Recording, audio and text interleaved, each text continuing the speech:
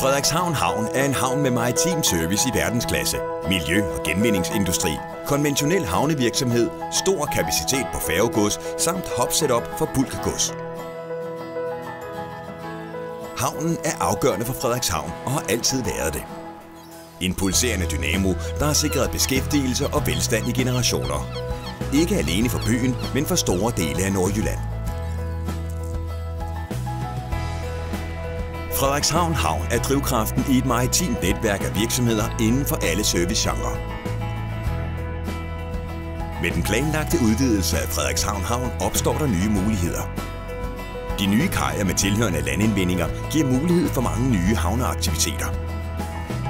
Den øgede vanddybde i bassiner og sejlrande gør, at det er muligt at tage Panamax-skibe og offshore-installationer ind til service, reparation eller ophug. Og sammen med beliggenheden tæt på 10-ruten, verdens tredje mest befærdede sejlrute, giver det et enormt potentiale for både havnens nuværende og kommende virksomheder. I dag er der 3.000 arbejdspladser tilknyttet havnen, og omkring 100 private virksomheder opererer på havneområdet. Med den planlagte havneudvidelse skaber vi rammerne for at fastholde og videreudvikle positionen som Nordeuropas maritime servicecenter. Udvidelsen vil give yderligere 330.000 kvadratmeter havnearealer. Mod syd etableres en ny 800 meter lang mole af brudsten.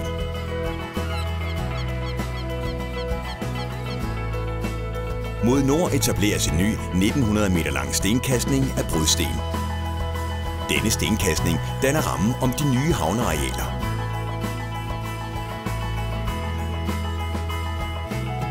Sejlranden uddybes til 12 meter vanddybde, og der foretages desuden uddybning af svejebassin og manøvrebassin til henholdsvis 12 meter og 11 meter vanddybde. Der etableres knap 700 meter kajindfatning, og den primære kaj får en længde af 600 meter. Primærkaj og indfatninger består hovedsageligt af en kombivæg af spunsvægsjern og rørpæle, der rammes ca. 20 meter under havbunden. Kajen fastholdes af mere end 200 stålankre. Ankrene har varierende længde på op til 50 meter og fastholdes til ankerplader af beton eller stålspuns placeret under den bagvedliggende kajgade.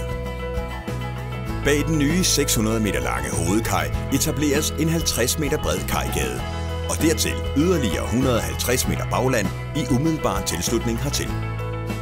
De nye havnearealer udbygges med veje og belysning, tekniske installationer samt med bygninger til fremtidig godshåndtering og service. Kajvæggen apteres med fendere, pullerter og redningsstier. For at sikre en sikker navigation for de store skibe udlægges navigationsbøjer, og på molehoderne monteres navigationsfyr. Den nye havneudvidelse med 11 meter vanddybde, 600 meter kaj og 330.000 kvadratmeter havnearealer vil løfte havnen, byen og området og vil sikre, at der skabes et væld af muligheder for nye aktiviteter og forretningsområder. Aktiviteter omkring værftet, ophugning og genindvinding, stålkonstruktioner og offshore-relaterede opgaver vil få mere plads og bedre faciliteter. Og nye aktiviteter, som for eksempel olieterminaler, bunkering, bioolie og anlæg for LNG og renovering af offshore-rigge vil kunne etableres.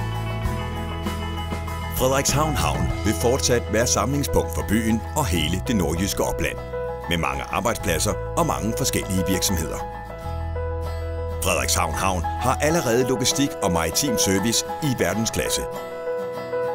Nu skaber vi rammerne for nye forretningsmuligheder.